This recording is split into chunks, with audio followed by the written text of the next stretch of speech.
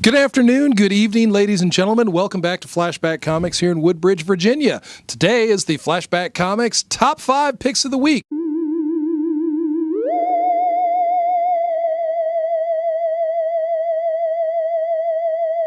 With me today, ComicsOnline.com. Everything geek pop culture. Our good friend, Kevin Gaussoin, here as per usual. Did you just feel like you got two intros in one show? Well, you did. Shocking. It's amazing. We double introed you. Yes, indeed. The shock you feel there, incidentally, is static shocker. Electricity. Oh, is it? Oh, because it's so chilly out. Dry air. Yeah, I know. Yeah, it's cold out here in Virginia. This is not San Diego, nor even St. Louis that I've come to call home for the past 7-point-something years. Nope. This is Virginia. It's chilly out. It's going to be like 16 degrees tonight. We're recording this. What? You know what you need? What do I need? You need a spiffy Superman t-shirt like this one to make you feel warm. Please notice, no sweaters on this guy. This is what I wore to work. Man of Steel. This is what I wore to work. Man of fluffy joyousness. You can feel it. Go ahead. You can feel it. It's soft, isn't it? That is actually kind of soft. It's really nice. I gotta say, that is kind of soft. It was a gift. I never thought I would. Oh, cashmere. That sounds cheesy to get, but no, it was a gift. It's very nice. Extra large. I'm just gonna. Oh, that's what you want? That's I got. Yeah, it was Kohl's, but this was a couple of years ago. So yeah, worth going. Indeed. Clearance aisle. Go for it. Just try. Krypton. Oh, you got that in Krypton. It's imported. It's imported. Those are hard to get anymore. They don't. I hear they don't make them anymore. No, they actually don't export anything from Krypton anymore. It's a bummer. What happened? Their economy crashed. Yeah.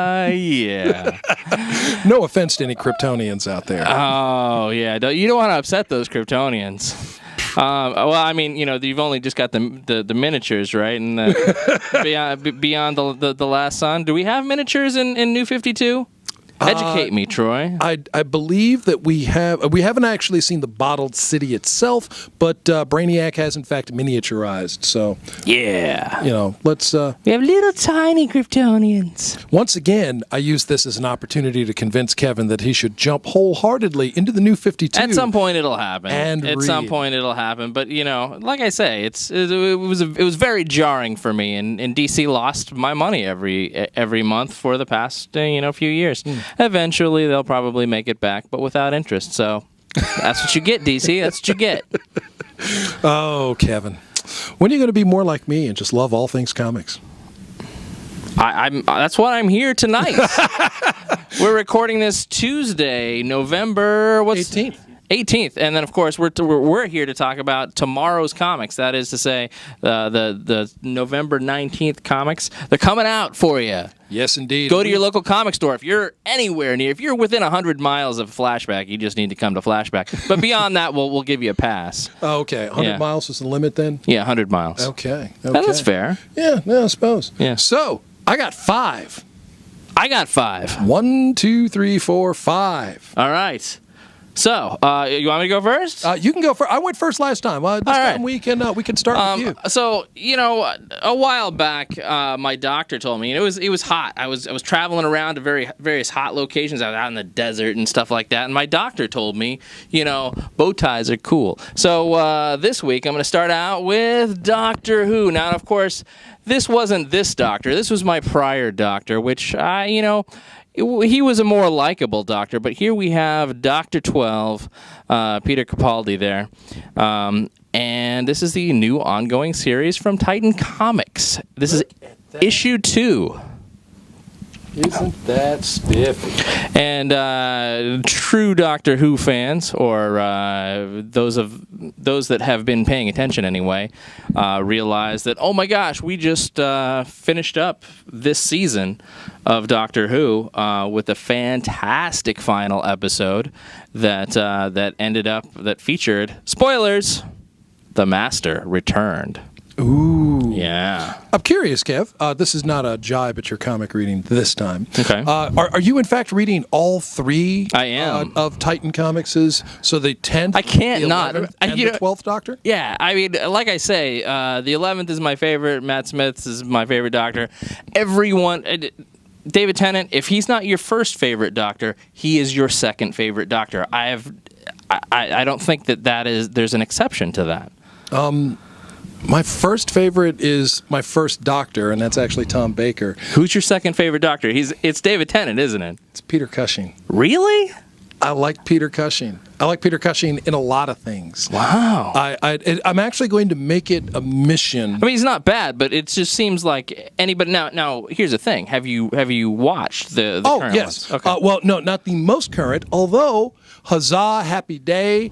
We once again in my household have BBC America, Nice. so I can once again watch Doctor Who. I can go on demand. I can DVR. I can watch what I've missed, and I can go back. I'm going to go back because. Go ahead. Well, David Tennant and Matt Smith, I like them both. Oh, yeah. I have seen episodes. Maybe it's the actors, maybe it's just the episodes, maybe it was just the stories, but whatever it was, I liked things from both Doctors' tours of duty. So I think I'm going to make a big collection in my DVD Blu-ray shelf. Nice. Yeah. Nice. That's going to happen. But Peter Cushing. Veteran actor Peter Cushing, rest in peace. He was Dr. Victor Frankenstein. He was Professor Van Helsing. He was Governor Grand Moff Tarkin in Star Wars. He's a lot of things, and he was a great actor and a friend of Christopher Lee. You may remember him from such films as Dracula Something Else, and Dracula Part 6, The Revenge. And Frankenstein. He was also Hammer's first Frankenstein. He was also Count Dooku in Star Wars. Fair enough. Star Wars, The Attack of the Clones, right. and Revenge of the Sith. And he was the wizard Saruman in Lord of the Rings. Exactly. Yeah. The Fellowship, The Two Towers, and Return of the King. Indeed. And The Hobbit. Oh, that's right, because they had... I love these Hobbit movies, but the throwing in of these little teasers to what's to come, completely unnecessary. We've already watched those movies. It's not necessary. There are people who have not seen them. Yeah. Oh, speaking of BBC, by the way, some friends of ours, the folks Barry and Dave at Geek Syndicate, are on BBC proper starting this Saturday, the 22nd, with a show of their own. I apologize, I don't remember the name of the show. Geek something or other. And they're a couple of fantastic guys. They've had a very long-running podcast as well as accompanying website. And much like Comics Online, they're like the British version of Comics Online, because they definitely are everything geek pop culture. So it's like you with a Clippy accent? Oh, yeah. A couple of Cockney Jamaicans. Wow. They're fantastic. I love these guys. I met them when I went to England, and they are every bit as cool in person. We went down the pub during. There was a lot of down the pub at London Super Comic Con. I highly recommend it if you were in the area. But what I was going to say was, if you have access to proper BBC iPlayer, then by all means, please do watch that. I think it's only up for a month. So starting this Saturday, November 22nd, check that out. And it's just kind of a short little series, because BBC does short little series. They do. And these are about genre fans, sci-fi and fantasy and superheroes and that sort of thing. And of course, Barry and Dave are two of the biggest, and they made the right choice in grabbing them up. And BBC, you mentioned BBC America. BBC America, we want to see this here without having to somehow manage to magically get it from England. Okay, please, can you get that? Thanks. Everything from England comes by magic. Yeah, that's why they hired Harry Potter there. That's what I was told. I mean, maybe that's not exactly right, but I'm pretty sure that's how it works. I was going to get a Netflix subscription, but they told me that owls do not bring the movies. So I said, oh, never mind that noise.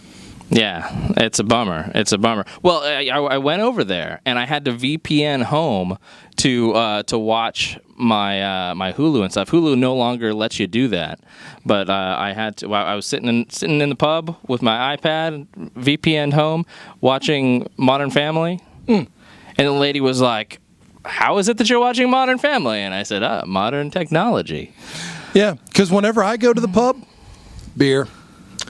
Beer. Oh yeah, I was drinking Samuel Smiths at that particular pub. I enjoy the Samuel Smiths. Low alcohol content, maybe 4.3 or something like that, but really tasty. I like the English bitters and the that sort of thing.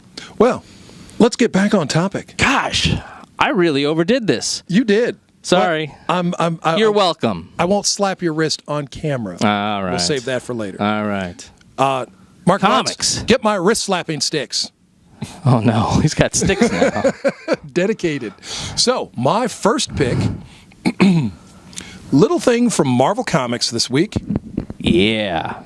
Tying into the Spider-Verse event, the first issue of the new Spider-Woman series, starring not only Jessica Drew, she is in fact the star of the book, but also Silk or whatever her name is. What's her name? Silk, yes. The new character, Silk. I like her. She's an interesting character, spinning out of the events of Original Sin. I think you're still behind. You haven't read that yet? No. I've finished Original Sin itself, but there are some tie-ins that I may have missed. Fans of Avengers Arena and Avengers Undercover, you may remember the work of Mr. Hopeless. He is, in fact, the writer on this new series, Dennis Hopeless. Greg Land is the penciler. I showed you some interiors on that. Frank D'Amata is the colorist. I hope I pronounced your name correctly, sir. Coloring is so important. What's D'Amata him? In comics, I've had a chance to talk to a professional colorist, Mr. Marc Roberts. His work is currently found in Dynamite's Devlers and DC's He-Man and the Masters of the Universe. Wonderful fellow, local to us here in Woodbridge. Loves to talk about his work, talk about his craft. And coloring is so very important. From Marc Roberts way back to Glennis Wynn and Patty Cockrum and other colorists. I won't go into an exhaustive thing, but in four-color comics, the work of a colorist often overlooked, but so very, very important. So colorists out there in the world, if you're watching this podcast by freak chance, please stand up and take a bow. There is applause coming your way right here. Yes, indeed. Thank you for all you do to make our four-color delights so fantastic. Yeah. Spider-Woman, #1, Marvel Comics. Jessica Drew and Silk. And Silk. Yes. I'm liking it. I started reading some Spider-Man stuff, and I read that big Marvel Comics thing. The 75th anniversary? The 75th. Did you read that? Yes, I did. I like that. It was cool. I was really happy. Like I knew I would be. I was really happy to read the thing with Jessica Jones. And that seems to hint that there's a new Jessica Jones comic. I mean, I know the series, the Netflix series, is going to be coming within around a year-ish. But a new comic? A new Alias comic? Possibly. Please! Bendis and Gatos. Right, Gatos? Yeah, but isn't Bendis awfully busy these days? I don't care. He knows what's good. Bendis knows what's good. And maybe other things sell more, but come on. Yeah, Mr. Bendis, don't let this man drive you to exhaustion, please. I mean, take your time, get to it to where you're going to do it right, because I don't want a crappy product. Bendis, I don't think. I mean, maybe occasionally he's phoned something in, but he's got a really good record. He's got a really good record, even when he spreads himself fairly thin. Quick aside, fans of the work of Brian Michael Bendis, check out his series, United States of Murder Incorporated. That's pretty awesome. Oh, yeah. There's not one this week, but check out back issues all the same. It's a pretty awesome book. Started reading that because of this guy. Right here. This guy. So, hashtag, what's your next pick? My next pick? What is my next pick? I had another one that was not Marvel, didn't I? Sure. Never mind. Just kidding. Marvel. Hey, you know what else is coming? Marvel announced the Inhumans movie, and I thought, oh, look, Inhuman. That looks like a really nice cover with the purple and stuff like that. This is Inhuman number 8. Number 8 with Black Bolt. And who is the other guys? It's Black Bolt's devious brother? Yeah.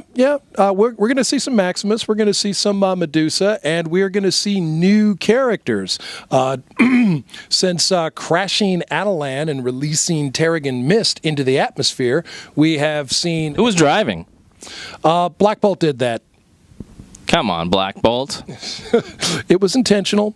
He's giving people, handicapped people a bad name. Well, the point here was that the Terrigen Mist has unlocked the genetic potential of a generation of Inhumans who didn't even realize they were related to the Inhumans.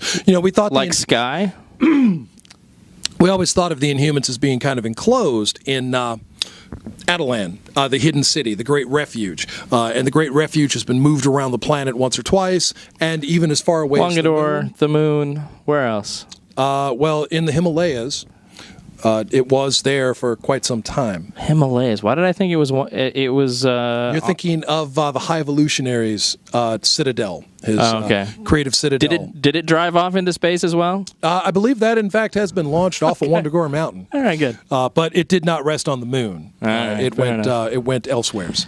So, in any event, Inhuman has picked up with these new characters, discovering their potentials and not being very happy about this genetic legacy that they didn't even know they possessed. And there is Queen Medusa, and there is Maximus, and there is Gorgon. So there are characters that long-timers will be familiar with. There are new characters to get into as well. Inhumans are kind of filling the role that used to be filled by mutants. However, since the end of AVX, we've seen new mutant births. So there are mutants, new ones. There are Inhumans, new ones. The landscape of the Marvel Universe is a rapidly changing place. It is. And what I was hinting at, of course, is, hey, if you're into Inhumans, maybe you might want to also check out the Agents of S.H.I.E.L.D. Or if you're into Agents of S.H.I.E.L.D., maybe you ought to read this comic and come in here and talk to Troy about Inhumans. Yes, indeed. We can talk about the lengthy history of the Inhumans, created by Stan Lee and Jack Kirby at a later point in time. Sounds good. Throw that out there.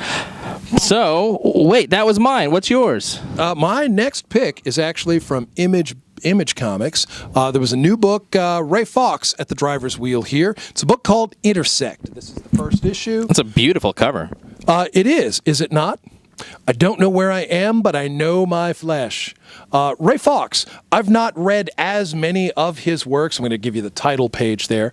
But I took a flip through this and I thought, wow, this is just really too nice to not talk about.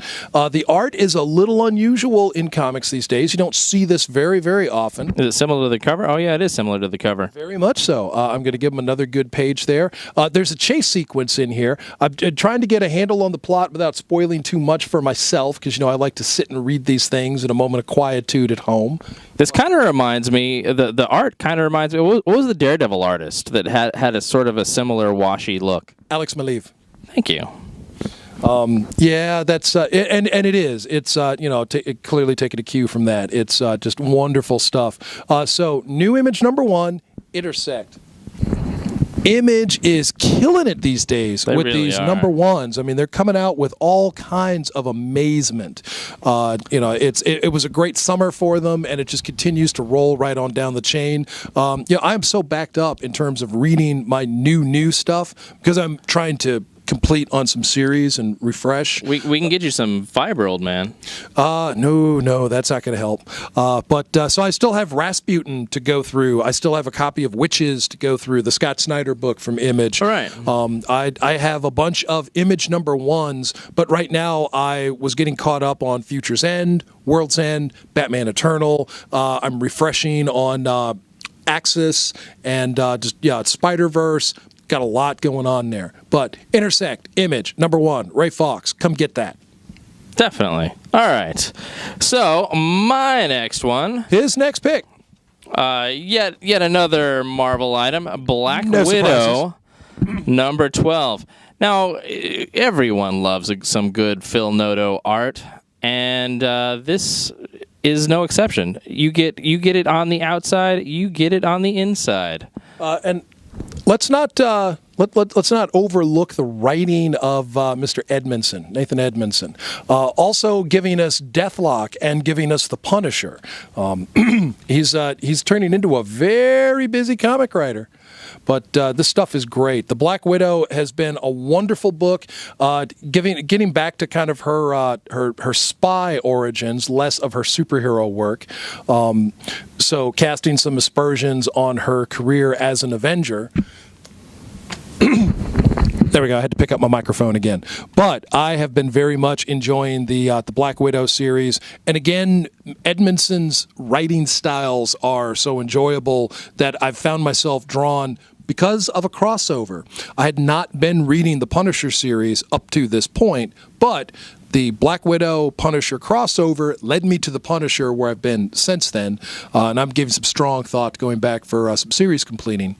Nice, and as I said, every other time I've picked this, I kind of feel like this is a it's got kind of a Frank Miller / James Bond feel to it, and so it's really just perfect for the Black Widow character. And the only thing better would, well, I mean, if Phil Noto was like, I'm too busy, I won the lotto, then I'd be like, oh, you're gonna have to get Sienkiewicz or somebody like that now, because otherwise you have to, the art has to lend itself to that sort of. Bill Sienkiewicz would be an interesting choice, certainly. I am drawn to George Perez. George Perez did a 4-issue story arc of the Black Widow in the 1980s. In George the pages Perez of, can do no wrong, though. Marvel so Fanfare. He can do whatever he wants, really. Do you remember those? Marvel Fanfare, 10, 11, 12, 13?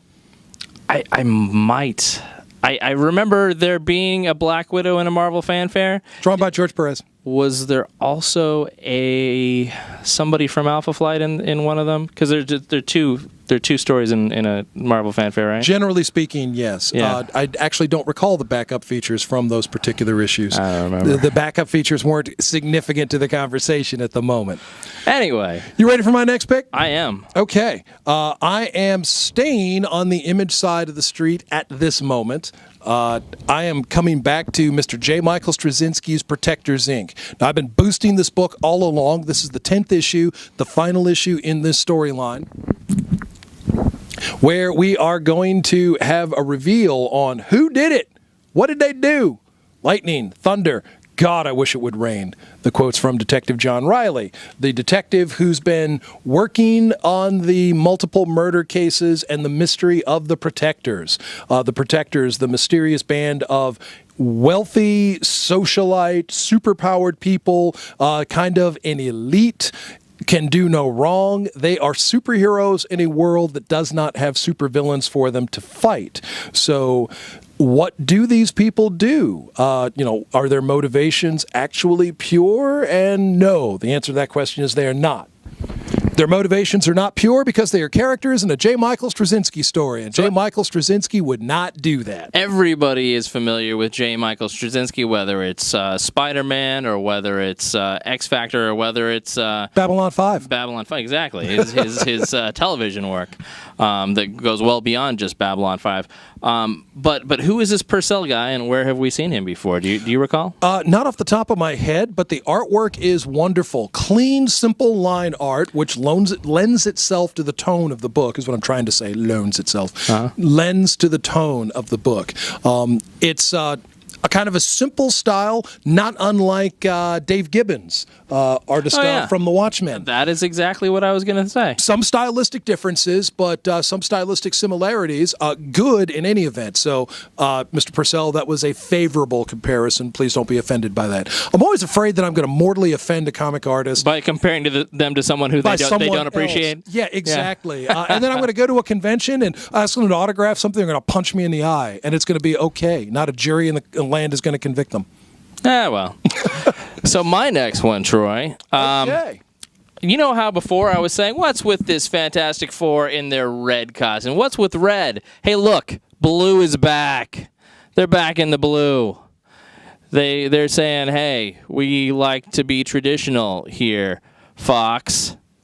Would you stop? Anyway, the other uniforms were fine, but this features them as well as some of their other supporting cast as well, and a little bit of the fantastic. What are they called? The Fantastic Kids. The Future Foundation. Yes, that's them. The Future 40. Alex Power is number 7, right? Yeah, Alex Power from Power Pack. I really love that Power Pack is still around, and I really love that in that book. And then I'm just gonna jump right in, and I really love that that Cannonball and Sunspot are in Avengers World. Yeah, they're kind of treating themselves like rock stars here with their Avengers membership. I like the way they do supergroups. I really appreciate both of those. Yeah. Now, Fantastic Four, that's James Robinson's work, but this is the work of writer Nick Spencer and Frank Barbiere.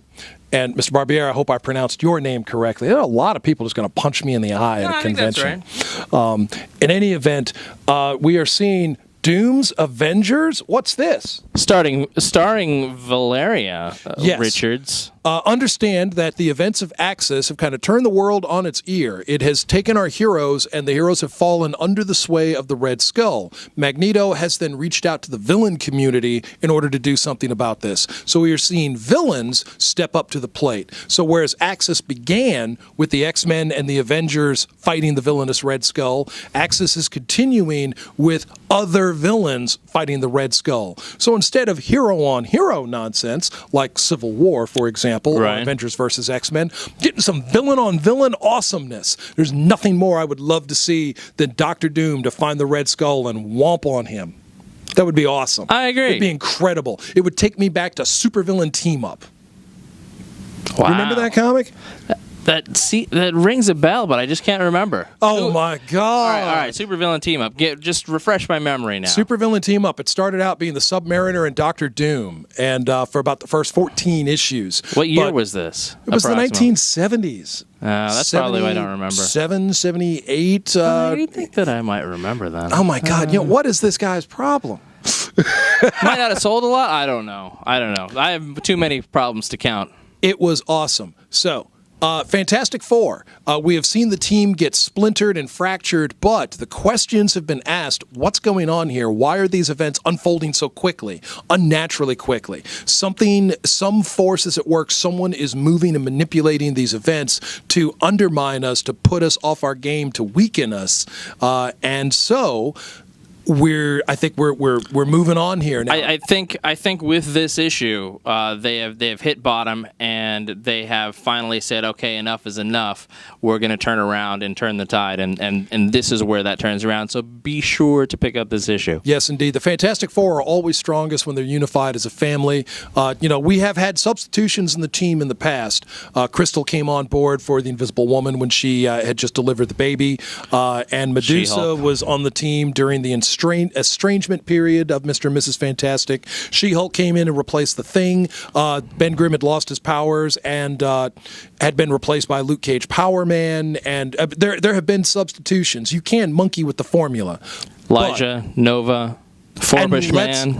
And let's not forget the other Fantastic Four: Spider-Man, Ghost Rider, Wolverine, and the Grey Hulk. That was 2 issues of beautiful awesomeness, which was revisited in a What If and revisited again during Fear Itself. I saw the What If, but I didn't read the Fear Itself. That's something that I got to go back. Troy's going to help me with my Fear Itself. I'm afraid to get started, so Troy's going to help me with my Fear Itself. You have nothing to fear, Kevin. I'm going to take him to my house and lock him in my comic room. My wallet's afraid. It's trembling. I'm not going to let him out until he has read at least 22 long boxes. See you in a couple of months. You have a weekend.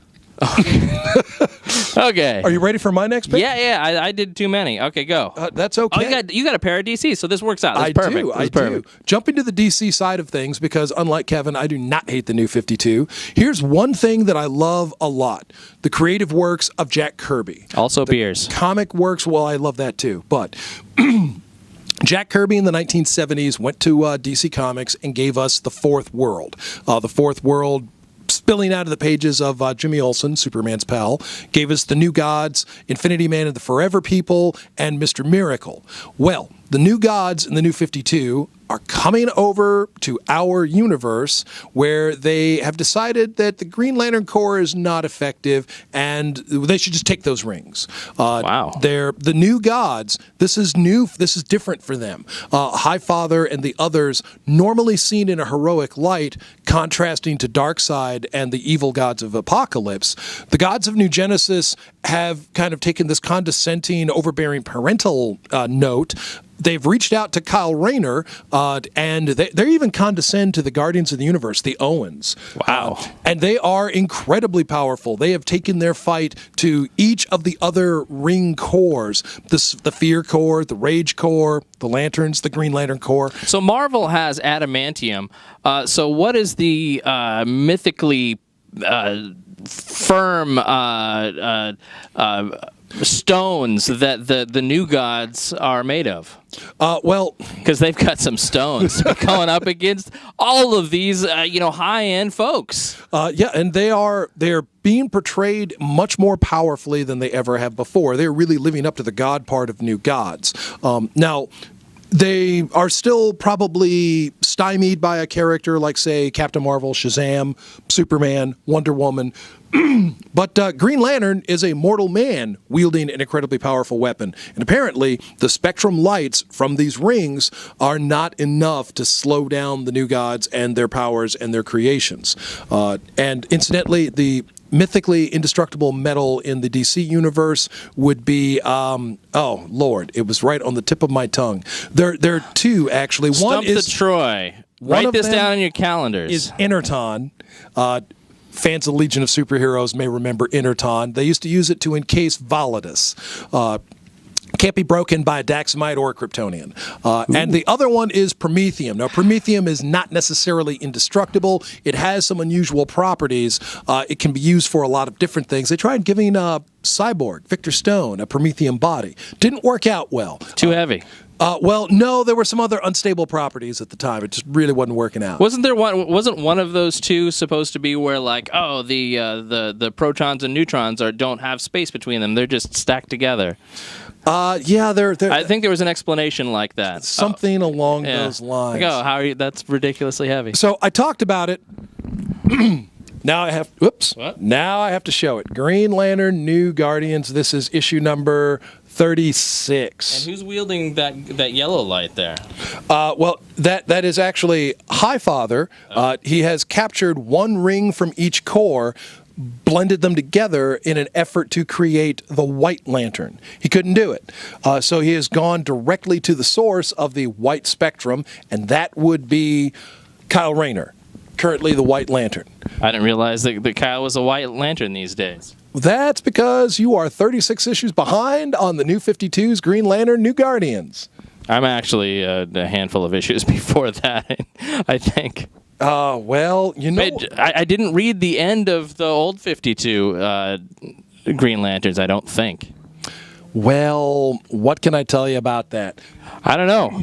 The beauty of the New 52 Green Lanterns is that Jeff Johns' Green Lantern continuity from Green Lantern Rebirth and the Green Lantern Corps Recharged have, for the most part, been carried over into the New 52. So if you were... Much like the Bat books. If you were reading along, well, there are some organic differences with the Bat books. We could talk about that in another show. Yeah.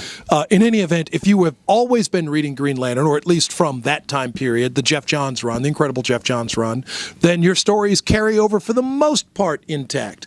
There are a few story elements that are obviously going to be different, like Hal Jordan having ever been the Spectre in the New 52 universe.